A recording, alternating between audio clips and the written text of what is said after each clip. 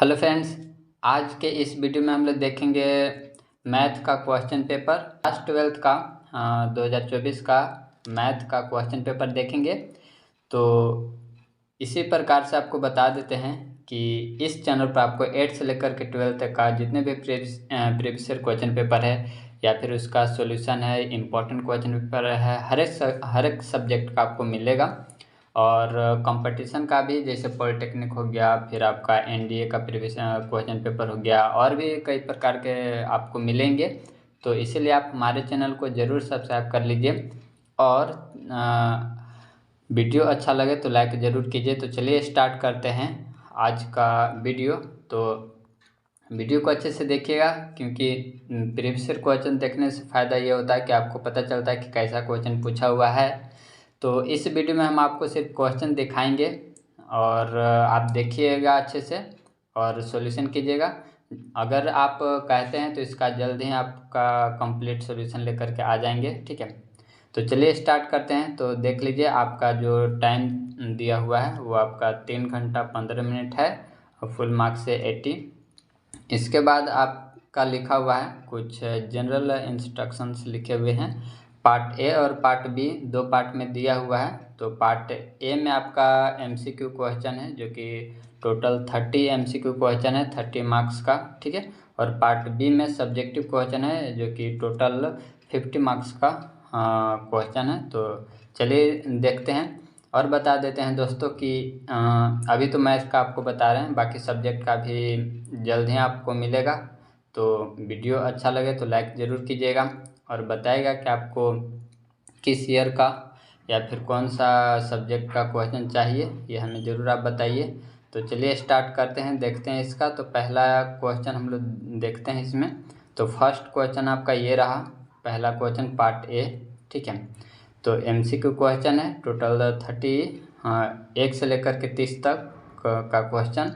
तो देखिए इसका फर्स्ट क्वेश्चन है। यहाँ पर इसका पूछ रहा है कि इसका वैल्यू क्या होगा, इतना का वैल्यू। 4 ऑप्शन दे रखा है, मतलब इसका क्या होगा, 1 1 होगा कि 1 2 होगा, मिनी 1 होगा या फिर नन ऑफ दिस, कौन सा आंसर होगा ये आपको सॉल्व करना है, ठीक है। तो आगे बढ़ते हैं। क्वेश्चन नंबर सेकेंड फर्स्ट देख लिए। चलिए इसके बाद क्वेश्चन नंबर सेकेंड है। क्वेश्चन नंबर सेकेंड देख लीजिए, हिंदी में भी है। Sorry, question number first Hindi में क्या है। तो आपको सिर्फ यहाँ पर आपको क्वेश्चन दिखा रहे हैं, देखिए। तो क्वेश्चन नंबर सेकेंड है। क्वेश्चन नंबर सेकेंड आपका ये रहा। तो क्वेश्चन नंबर सेकेंड, यहाँ पर 4 ऑप्शन दिए हुए हैं। तो ये रहा आपका 4 option, A B C D करके ऐसे दिया हुआ है। ये तो इंग्लिश में था, इसके बाद आपको हिंदी में दिखाते हैं। ये रहा आपका हिंदी में, ठीक है। तो देख लें। इसके बाद आगे बढ़ते हैं, नेक्स्ट क्वेश्चन है क्वेश्चन नंबर 3। इसमें आपका कोसेक इन्वर्स -√2 का वैल्यू पूछा है, प्रिंसिपल वैल्यू। तो ये 4 ऑप्शन है, इसमें से आपको बताना है कि कौन सा ऑप्शन सही है, ठीक है। इसके बाद है ये हिंदी में। आगे बढ़ते हैं, नेक्स्ट क्वेश्चन देखते हैं। क्वेश्चन नंबर 4, ये रहा आपका मैट्रिक्स से क्वेश्चन है। इसको वैल्यू फाइंड करने के लिए कर रहा है, x + y + z का वैल्यू क्या होगा। तो आपको क्लीन दिख रहा होगा कि इसका वैल्यू क्या है। 4 ऑप्शन यहाँ पर दिए हुए हैं, ठीक है। तो आगे बढ़ते हैं। इसके बाद क्वेश्चन नंबर 5 है। क्वेश्चन नंबर 5 ये हिंदी में रहा, ठीक है। क्वेश्चन नंबर 5 है, ये रहा क्वेश्चन नंबर 5। तो इसमें देख लीजिए, क्वेश्चन नंबर 5 में इसमें पूछा है matrices A and B are invertible of each other if. तो यहाँ पर 4 ऑप्शन दे रखे हैं, ए बी और 2 ऑप्शन दिखाते हैं आपको, सी और डी, ठीक है। तो आपको बताना है कि कौन सा ऑप्शन सही है, ठीक है। देख लें क्वेश्चन। चलिए आगे बढ़ते हैं, नेक्स्ट क्वेश्चन देखते हैं। तो हिंदी में भी देख लीजिए, हिंदी में है, ठीक है। तो ये रहा हिंदी में क्वेश्चन। इसके बाद क्वेश्चन नंबर 6 डिटर्मिनेंट से है, ठीक है। डिटर्मिनेंट से इसका वैल्यू पूछ रखा है, 4 ऑप्शन है, ठीक है। और देख रहे हैं कि इसमें ज़्यादा जीरो है, वही वाला सोल्व करने में आपको अच्छा रहेगा। तो किसी को भी सोल्व कीजिए, आप देख लीजिएगा सोल्व करके कि इसका आंसर क्या आ रहा है, ठीक है। आगे बढ़ें, क्वेश्चन नंबर 7 की तरफ चलते हैं। क्वेश्चन नंबर ये हिंदी में रहा। क्वेश्चन नंबर 7 यहाँ पर कोफैक्टर ऑफ -3 का पूछ रहा है, ठीक है। तो ये 4 ऑप्शन है, ऑप्शन ए बी सी और डी, ठीक है। ये 4 ऑप्शन है। इसके बाद आगे देखते हैं, नेक्स्ट क्वेश्चन है।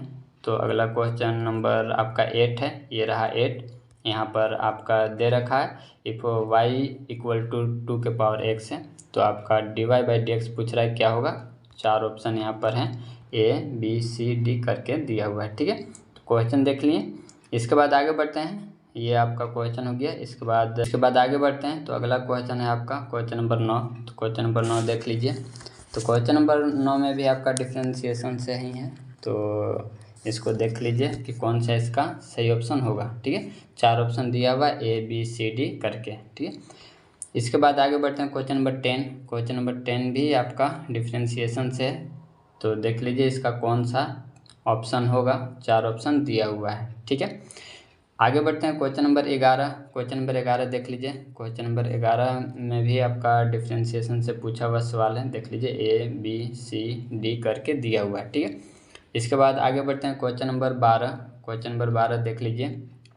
और दोस्तों तैयारी कर रहे हैं आप 12th क्लास का, तो अच्छे से कीजिए, और इम्पोर्टेंट क्वेश्चन वगैरह सब आपको इस पर मिलेंगे। तो अगर नहीं आपको मिल रहा है या फिर अगर आपको चाहिए तो आप बताइएगा, कमेंट कीजिएगा, हम जल्द ही आप तक पहुंचाने का प्रयास करेंगे, और वो भी सभी सब्जेक्ट का आपको मिलेगा। क्वेश्चन नंबर 12 देख लीजिए। क्वेश्चन नंबर 12 में यहाँ पर ये रहा ABCD चार ऑप्शन दिए हुए, और इसका भी कंप्लीट सॉल्यूशन जल्द हम लेकर के आएंगे। अभी फ़िलहाल आपको क्वेश्चन हम दिखा दे रहे हैं, तो हिंदी में ये रहा क्वेश्चन। इसके बाद आगे बढ़ते हैं, नेक्स्ट क्वेश्चन है क्वेश्चन नंबर 13। क्वेश्चन नंबर 13 देख लीजिए, इसका इंटीग्रेशन पूछ रहा है। ठीक है, तो ये चार ऑप्शन दिया हुआ है ABCD करके। इसके बाद आगे बढ़ते हैं, तो ये रहा हिंदी में। इसके बाद क्वेश्चन नंबर 14 है, इंटीग्रेशन है, साइन स्क्वायर एक्स DX का इंटीग्रेशन पूछ रहा है कि इसका क्या होगा। चार ऑप्शन ABC और एक और दिखाते हैं D। ठीक है, none of these, option number D है नन ऑफ दीज। ठीक है, इसके बाद क्वेश्चन नंबर 15 आपको दिखा रहे हैं, क्वेश्चन नंबर 15। ठीक है, तो ये रहा आपका क्वेश्चन नंबर 15। ठीक है, यहाँ पे इंटीग्रेशन का सवाल है, तो चार ऑप्शन दिया हुआ है ABCD करके, तो इसमें देख लीजिए कि कौन सा सही ऑप्शन होगा। ठीक है, आगे बढ़ते हैं क्वेश्चन नंबर 16। क्वेश्चन नंबर 16 देख लीजिए, ये रहा क्वेश्चन नंबर 16। यहाँ भी इंटीग्रेशन का सवाल है। ठीक है, तो इसको आपको सॉल्व करना है, चार ऑप्शन ये रहा, इसको आप सॉल्व कीजिएगा। इसके बाद आगे बढ़ते हैं क्वेश्चन नंबर 17। क्वेश्चन नंबर 17 दिखाते हैं आपको, ये रहा आपका क्वेश्चन नंबर 17।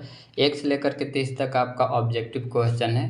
ठीक है, तो ये रहा क्वेश्चन नंबर 17, ABCD चार ऑप्शन करके दिया हुआ है, आपको सही ऑप्शन बताना है। इसके बाद आगे बढ़ते हैं, नेक्स्ट क्वेश्चन देखते हैं, क्वेश्चन नंबर 18। ये रहा क्वेश्चन नंबर 18। ठीक है, ये क्वेश्चन नंबर 18 है, इसको भी आपको ऑप्शन दिखाते हैं चार। ये रहा चार ऑप्शन ABCD करके, क्वेश्चन फिर से देख लीजिए। इसके बाद आगे बढ़ते हैं, क्वेश्चन नंबर देखते हैं 19। क्वेश्चन नंबर 19 में ये रहा आपका क्वेश्चन, हिंदी में है। ठीक है, हिंदी में ये है, ये चार ऑप्शन है। और दोस्तों कैसा वीडियो लगता है हमें ज़रूर बताया कीजिए, और आपको किस ईयर का क्वेश्चन पेपर चाहिए वो भी बताया कीजिए। और ये 19 क्वेश्चन नंबर है, इसमें general solution of the differential equation पूछ रहा है, तो यहाँ पर चार ऑप्शन दिया हुआ है, इसका क्या सही ऑप्शन होगा। इसके बाद आगे बढ़ते हैं, क्वेश्चन नंबर ये हिंदी में है, क्वेश्चन नंबर 20 ये रहा, the integrating factor of the differential equation dy/dx - y = cos x is. तो चार ऑप्शन यहाँ पर दे रखे हैं ABCD करके, इसका सही आंसर चुनना है। ठीक है, इसके बाद ये रहा आपका हिंदी में। आगे देखते हैं क्वेश्चन नंबर 21। तो ये 21 है, यूनिट वेक्टर पूछ रहा है, तो यूनिट वेक्टर किसका, तो A वेक्टर का, तो इसमें कौन सा सही ऑप्शन होगा ये आपको पता करना है। ठीक है, चार ऑप्शन दिया हुआ है। इसके बाद आगे बढ़ते हैं, तो ये रहा हिंदी में। आगे क्वेश्चन नंबर है 22, projection of i on j is. ठीक है, तो ये आपका चार ऑप्शन है, यहाँ पर आपसे पूछ रहा है क्या होगा। इसके बाद क्वेश्चन नंबर ये रहा आपका हिंदी में, क्वेश्चन नंबर 23 है, क्वेश्चन नंबर आपका 23। तो क्वेश्चन नंबर 23 ये रहा। ठीक है, इसका कोस थीटा का वैल्यू पूछ रहा है, आप अच्छे से क्वेश्चन वहाँ पर देखिएगा, पढ़िएगा, समझिएगा, उसके बाद सॉल्व कीजिए, नहीं तो होता है कि अकबक में जो आ रहा है क्वेश्चन वो भी गलत बन जाता है। तो यहाँ पर पूछ रहा है आपका कोस थीटा का, तो कोस थीटा का वैल्यू पूछ रहा है, जो कि आप सॉल्व कीजिए, तो इसमें से चार ऑप्शन मिलेंगे। ठीक है, इसके बाद आगे देखते हैं हिंदी में, तो हिंदी में वही क्वेश्चन है। ठीक है, आगे बढ़ते हैं क्वेश्चन नंबर 24। तो यहाँ पर देखिए क्वेश्चन नंबर 24 है, तो इसका वैल्यू पूछ रखा है, उम्मीद है कि इसका आंसर आपको याद होगा। ठीक है, इसके बाद क्वेश्चन नंबर 25 ये रहा आपका, the direction ratio of the line, इस लाइन का डायरेक्शन रेशियो पूछ रहा है, तो चार ऑप्शन आपको दिख रहा है, ये रहा चार ऑप्शन, देख लीजिए अच्छे से। ठीक है, इसके बाद आगे बढ़ते हैं, नेक्स्ट क्वेश्चन है क्वेश्चन नंबर आपका क्वेश्चन नंबर आपका 26 हो गया। तो ये रहा क्वेश्चन नंबर 26। इक्वेशन पूछ रहा है एक्स एक्सिस का, तो एक्स एक्सिस का इक्वेशन क्या होगा, 4 ऑप्शन इसमें से दिया हुआ है, आपको सही आंसर बताना है। ठीक है, इसके बाद आगे बढ़ते हैं। क्वेश्चन नंबर अगला है 27। क्वेश्चन नंबर 27 ये रहा। ठीक है, यहाँ पर दे रखे हैं 2 लाइंस। ठीक है, और ये परपेंडिकुलर हैं, तो के का वैल्यू पूछ रहा है कि के का वैल्यू क्या होगा, 4 ऑप्शन यहाँ पर दिया हुआ है। ठीक है, इसके बाद आगे देखते हैं नेक्स्ट क्वेश्चन। तो ये हिंदी में देख लीजिए। अगला क्वेश्चन नंबर 28 है, तो क्वेश्चन नंबर 28 से देख लीजिए। ये रहा question number 28। The distance of the point P from x axis, तो पॉइंट दिया हुआ है और इसका डिस्टेंस पूछ रहा है एक्स एक्सिस से, 4 ऑप्शन दिया हुआ है। ठीक है, आगे बढ़ते हैं क्वेश्चन नंबर 29। तो ये हिंदी में पहले देख लीजिए। क्वेश्चन नंबर 29 आपको दिखा रहे हैं। तो ये रहा क्वेश्चन नंबर 29। ठीक है, तो आपका वैल्यू पूछ रहा है पी ए बाई बी का, तो ए बाई बी का वैल्यू पूछ रहा है, 4 ऑप्शन यहाँ पर दिया हुआ है। ठीक है, ये रहे 4 ऑप्शन। आगे बढ़ते हैं नेक्स्ट क्वेश्चन देखते हैं। तो ये हिंदी में है। इसके बाद आगे बढ़ते हैं क्वेश्चन नंबर 30, जो कि ऑब्जेक्टिव का लास्ट क्वेश्चन है। क्वेश्चन नंबर ये रहा 30। If the events A and B are independent then, तो इस पी पूछ रहा है, पी ए यूनियन बी का, इसका वैल्यू पूछ रहा है। तो 4 ऑप्शन यहाँ पर दिया हुआ है, ये रहे 4 ऑप्शन, इसको देख लीजिए अच्छे से। तो आगे बढ़ते हैं, अगला क्वेश्चन देखते हैं। क्वेश्चन नंबर 31, तो हिंदी में, जो कि अब सब्जेक्टिव आएगा, यानी कि पार्ट बी। ठीक है, पार्ट बी में सभी सब्जेक्टिव मिलेंगे आपको। तो पार्ट बी में भी 3 पार्ट में बांटा गया है। एक वेरी शॉर्ट क्वेश्चन है। ठीक है, जो कि आपका 6 प्रश्न को उत्तर देना है और सभी 2-2 नंबर का है। तो क्वेश्चन नंबर 31 देख लीजिए। क्वेश्चन नंबर 31 ये रहा आपका, इसको थोड़ा सा और बड़ा करते हैं। क्वेश्चन नंबर 31 ये रहा आपका। यहाँ पर पूछा है let f be an invertible real function, तो find the value of this, तो इसका वैल्यू आपको पूछ रहा है, इसका वैल्यू बताना है। ठीक है, क्वेश्चन नंबर आगे देखते हैं। क्वेश्चन नंबर आपका वो तो 31 था, ये 32 है। ठीक है, तो प्रूफ दैट करना है, इसको आपको प्रूफ करना है। आगे बढ़ते हैं, क्वेश्चन नंबर देखते हैं 33। तो 33 में ये रहा आपका dy बाई डी एक्स निकालना है। इसके बाद नेक्स्ट देखते हैं क्वेश्चन नंबर 34। क्वेश्चन नंबर 34 ये रहा आपका, पॉइंट्स दे रखे हैं। ठीक है, और ये सारे पॉइंट्स क्या हैं, कोलिनियर हैं, तो आपको के का वैल्यू बताना है। इसके बाद आगे बढ़ते हैं। क्वेश्चन नंबर है आपका 35। तो क्वेश्चन नंबर 35 ये रहा। ठीक है, यहाँ पर क्या लिखा हुआ है, तो यहाँ पर लिखा हुआ है, यही लिखा हुआ है, d y square by d x square plus में वाई, ठीक है, इक्वल टू 0। तो यही चीज़ लिखा हुआ है। तो क्वेश्चन नंबर 35 देख लिए। इसके बाद आगे दिखाते हैं क्वेश्चन नंबर 36। 36 में इवेलुएट करना है। ठीक है, इसके बाद नेक्स्ट देखते हैं क्वेश्चन नंबर 37। 37 ये रहा। ठीक है, ये प्रोबेबिलिटी से है, तो इसको सॉल्व करना है आपको। इसके बाद आगे बढ़ते हैं 38। क्वेश्चन नंबर 38 इवेलुएट करना है, तो इसको सॉल्व कीजिएगा। इसके बाद अगला सेक्शन बी आता है, वो तो 2 नंबर वाला सब था। अब यहाँ से आपको जो करना है 3 नंबर का और 6 सवालों का आंसर, 6 सवालों का उत्तर आपको देना है। तो ये रहा 39। तो 39 का देख लीजिए, यहाँ पर प्रूफ करना है। ठीक है, प्रूफ करना है कि यहाँ पर x इक्वल टू 1 पर कंटिन्यूस है या नहीं। ठीक है, तो ये आपको बताना है, कंटिन्यूस नहीं है ये आपको बताना है। इसके बाद है 40। क्वेश्चन नंबर 40 देख लीजिए। क्वेश्चन नंबर 40 ये रहा। ठीक है, तो ये क्वेश्चन है, इसको आपको सॉल्व करना है। इसमें बताना है स्ट्रिक्टली इंक्रीजिंग और स्ट्रिक्टली डिक्रीजिंग। ठीक है, इसके बाद आगे बढ़ते हैं। क्वेश्चन नंबर ये हिंदी में भी है, क्वेश्चन नंबर 41। क्वेश्चन नंबर 41 में इवेलुएट करना है। इसके बाद आगे बढ़ते हैं क्वेश्चन नंबर आपका 42। 42 में भी इवेलुएट करना है, ये रहा क्वेश्चन नंबर 42। इसके बाद आगे बढ़ते हैं, क्वेश्चन नंबर आपका ये 43 है। ठीक है, तो आपको एरिया पता करना है। ठीक है, इनक्लोज्ड सर्कल का। ठीक है, तो ये रहा। इसके बाद 44 क्वेश्चन नंबर ये रहा 44। ये रहा आपका क्वेश्चन नंबर 44, डिफरेंशियल इक्वेशन आपको सॉल्व करना है। इसके बाद आगे बढ़ते हैं क्वेश्चन नंबर 45। ये रहा क्वेश्चन नंबर 45, आपको एंगल पता करना है ये 2 लाइन के बीच में। इसके बाद आगे बढ़ते हैं 46 ये रहा। ठीक है, तो आपका इलिप्स का एरिया आपको बताना है। इसके बाद आगे बढ़ते हैं 47 सेक्शन सी में आ गया। ठीक है, और यहाँ पर सभी आपको 4 क्वेश्चन बनाना, जो कि 5-5 नंबर का है। ठीक है, तो ये रहा 47, जो कि आपको मैट्रिक्स मेथड का यूज करना है और ये जो सिस्टम दिया हुआ है इसको आपको सॉल्व करना है। ठीक है, इसको आपको सॉल्व करना है। इसके बाद आगे बढ़ते हैं। तो आगे आपका सवाल है यहाँ पर, ये तो हिंदी में है। ठीक है, ये हिंदी में। आगे बढ़ते हैं। तो ये 48 यहाँ पर आपको मैक्सिमम एंड मिनिमम वैल्यू पता करना है जो कि फंक्शन दिया हुआ है, ठीक है, एफ एक्स इक्वल टू। इसके बाद आगे बढ़ते हैं नेक्स्ट क्वेश्चन, और ये सभी 5 मार्क्स के हैं जो कि आपको 5 सवाल ही बनाने हैं, सॉरी 4 सवाल ही बनाने हैं। इसके बाद आगे देखते हैं, ये आपका 49, तो ये 49 है। आपको शॉर्टेस्ट डिस्टेंस पता करना 2 लाइन के बीच में, तो 2 लाइन ये दे रखे हैं, ठीक है, हिंदी इंग्लिश दोनों लैंग्वेज में यहीं पर सवाल है। इसके बाद आगे बढ़ते हैं, तो ये 50 आपको LPP पता करना है ग्राफिकली मेथड से, ठीक है, तो मैक्सिमाइज दिया हुआ है।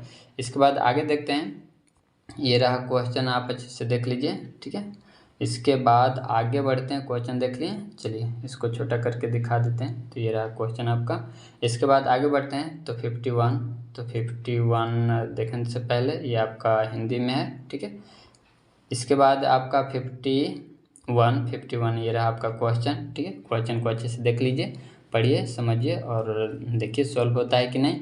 और अगर इसका आपको सॉल्यूशन चाहिए तो बताएगा, तो बहुत जल्द लेकर के आ जाएंगे, और नहीं तो इसका सॉल्यूशन भी हम लेकर के आएंगे, ठीक है, कंप्लीट सॉल्यूशन। यहाँ पर इस वीडियो में मेरा मकसद था कि क्वेश्चन आपको दिखा दे रहे हैं अभी के फ़िलहाल के लिए, ताकि आप क्वेश्चन देख लीजिए कि कैसा कैसा क्वेश्चन आया हुआ है। और जो चैप्टर आप पढ़ लिए हैं उससे क्वेश्चन को बनाइए, प्रीवियस ईयर क्वेश्चन को जरूर सॉल्व कीजिए, और रिवीजन को और मजबूत कीजिए, ताकि आप टाइम रहते हुए बोर्ड एग्जाम में आप पेपर को सॉल्व कर पाएँ, ठीक है। तो ये था आज का वीडियो, उम्मीद है कि आपको अच्छा लगा होगा।